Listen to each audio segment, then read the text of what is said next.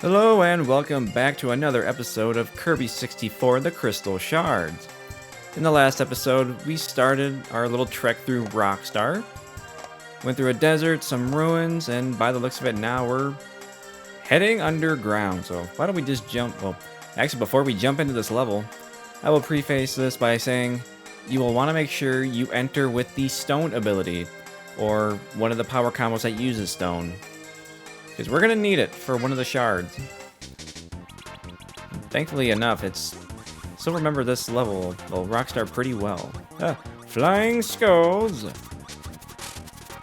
Oh, got him. And, yeah, but, oh no, I do not want to lose that.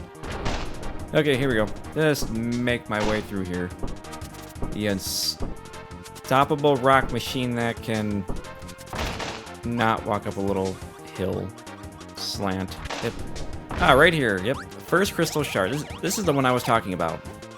So on this giant skeleton of whatever this was, part of the spine you can see there is brown. So we had to use the stone ability to destroy it, and now we got access to it. Now at this point, I actually don't need this ability anymore, so okay, thank you. I'm just gonna get rid of it.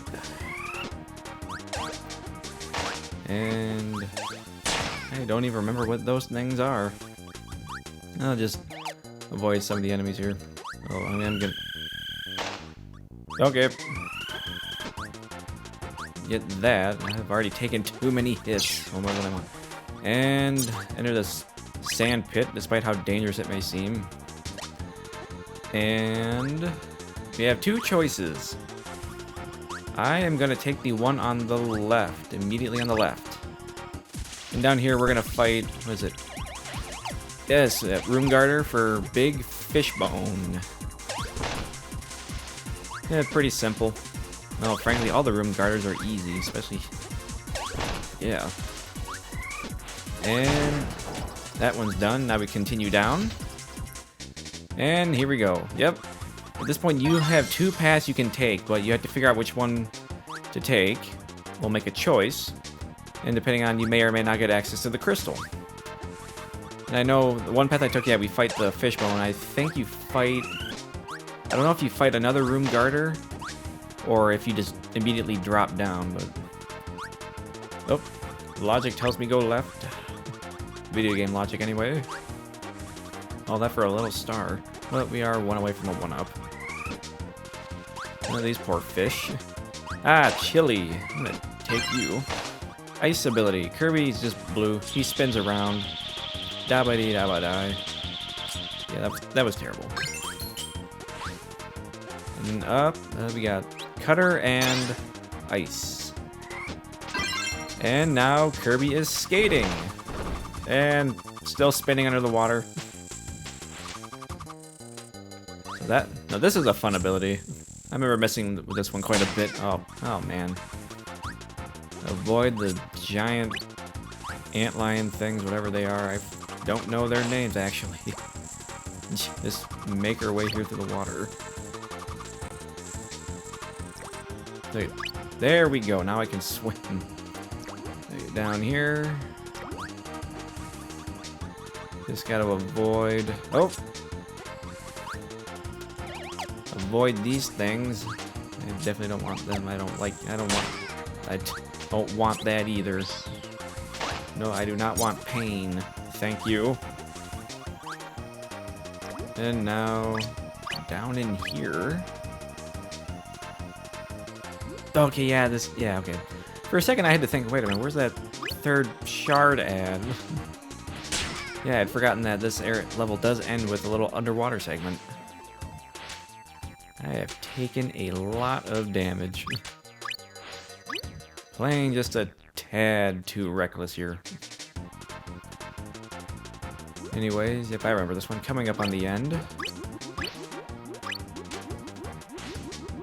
Avoid the fish bones.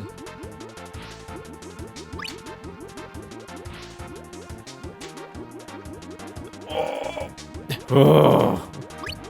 Well, I can't believe I forgot about those. Yeah.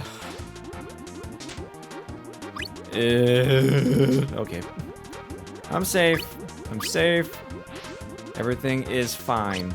And I know there's one more. Yep, the big one. There's the last shard. And now with that, we can continue on. Now, oh, okay. I'm actually gonna go for the Maxim Tomato. Oh! Well, that's just sad. All right, here we go. Oh, I'm really gonna enjoy this stage. Because this one, well, besides this, having some more rockin' music, probably, honestly, one of my favorite tracks in the game, and probably one of the most popular, because it has returned in later games like Kirby Air Ride, and I think in Kirby Star Allies too, but that's Kiki in the background, the little witch. She appears in Kirby's Dream Land 3 as a normal enemy, but she's more or less just kind of a background or cameo character in this one. But moving on, we are going to want the bomb ability. Yes, besides this music, this stage also has some of my, probably my top track in this entire game. At least one of them. It's difficult to say because I like so many. I know I gush about the music a lot, but still, I really do like music. I love music big time. Even, especially game soundtracks. Whether it's nostalgic or not. Let's go inside this big mysterious ship. Which to me seems a little weird to be in a Kirby game, but... Oh, listen to that. Let's just take the time to enjoy this.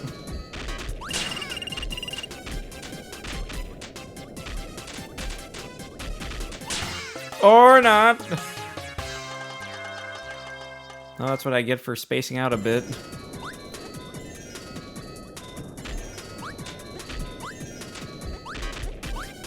Yeah, we'll just restart the stage. Yep.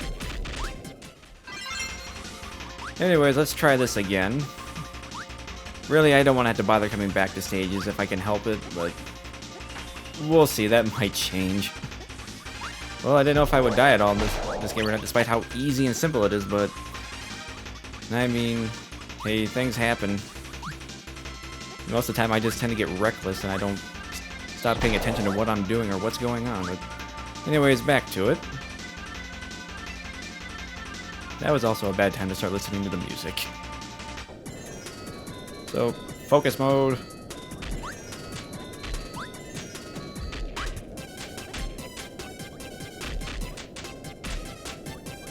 Yeah, I really don't even need to jump for this, do I?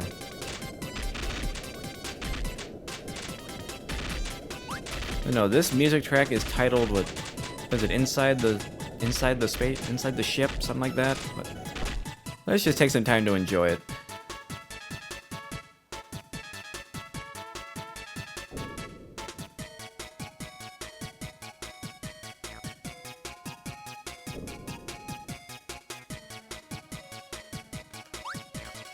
Alright, here we go. Our first crystal shard of the stage. If these platforms could move, please. So I said we need bomb, so we'll want to hold on to that, but we also need spark. Okay, I definitely don't want to get squished. That could have been bad. Potentially. Oh. Let's see, that's shard number 1. Now, anytime now. Please. Okay, now we're safe. It's up here.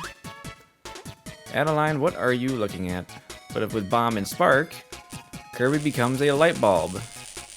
And then he detonates. So we see a star, a cloud, and a fish. And so in this next room, thanks to that, we have some switches that we can press. So we had the star. And you actually don't need to press these in any specific order as long as you select the right ones. The fish and the cloud. And if you get them right, you get a crystal shard. If you need the bomb and spark in order to see the solution to that, and it's random. I don't know if it's random each time you play the stage or if it's each file. I could be wrong, but oh, this room. I remember this room impressed me when I was a kid. It's a lot of fun. Oh, excuse me. Oh, that could have been bad. Get rid of that thing. And just all the moving blocks, everything, like the lights, just the layout, it stood out so much. All the depth it has. And going up. And here we have a room guarder. I actually forgot the name of this one. Oh, okay, that's right. If you jump into some things, like attacks or enemies, Kirby actually won't take any damage. And with that, we got all 3 crystal shards. We can move on. And yeah, this is the last room for the end of the stage. And these are Bivolt, something like that. You can't do anything about them, but let's head on up. And here we are at the end of the stage. That's it. Oh! I'm really not having any luck. Alright. Now here we are at the boss. And before I go into this, as we go into this, I got a story to tell. Because it's going to be a little bit of a waiting period before we can really start doing anything with this boss. But as we enter, here we have the boss known as Pix. P-I-X. Simply a colored diamond. Well, actually 3 colored diamonds. Red, blue, and green. And we'll see the other 2 here shortly. So, story I want to tell. First time I ever played this game, when I rented it, the file I selected was what had played up to this point in the game. And so this was the first stage I had selected, not knowing like how to play, how to do anything. I spent what was probably like this entire segment as this elevator goes up trying to figure out how to move Kirby. I could not figure out how to move the character because up until this point all the games I had played on the 64 had used the joystick instead of the directional pad. So imagine my surprise when I found out, oh, suddenly I can't move. Wow, I am taking a lot of damage. I cannot move my character. What is going on? But I eventually figured it out here towards the end, but it was kind of too late because I just kept getting hit each time the diamonds here, these colored diamonds passed around. I will say this is definitely an interesting boss because in order to beat them, they are color-coded. Granted, you actually do not have to match the color, but it can help because if you match these little, what are these even called? I'm actually not sure, but as long as you match them to the colored diamond, they'll actually do more damage, but they'll still do damage regardless. But if you want to do more damage, you can have the colors match up.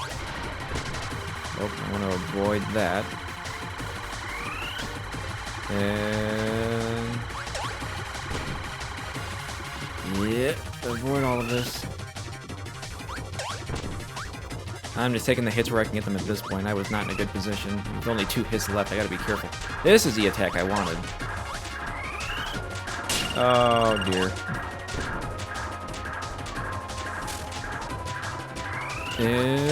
Okay, there we go. That's one. When they've taken enough, they all share a health bar. When they've taken enough hits, they shatter, and all you see left is the frame. Now, hopefully, yep, here we go. This is what I want. Green should go next. Yep. Bam! There we go. That's all 3. Now Pix is done for. Kaboom. Whew. I am just taking all the hits lately. And a good old trek through the desert. Except Kirby seems to... Kirby dead. Oh, nope, he live. He hallucinate? He dead. All these little scenes are just so funny. But of course, food will save everyone. Of course it does, we all need it. Especially Kirby. And honestly, I admit, it would be so nice if we could just paint things into existence or draw them, whatever. Must be nice. And now the crystal is showing the way to the next level. And of course everyone's just leaving Kirby behind. He's so occupied, but the expression on his face. But anyways, now that we have cleared out Rockstar, in the next episode we will begin to tackle level 3 Aquastar. Take care, everyone.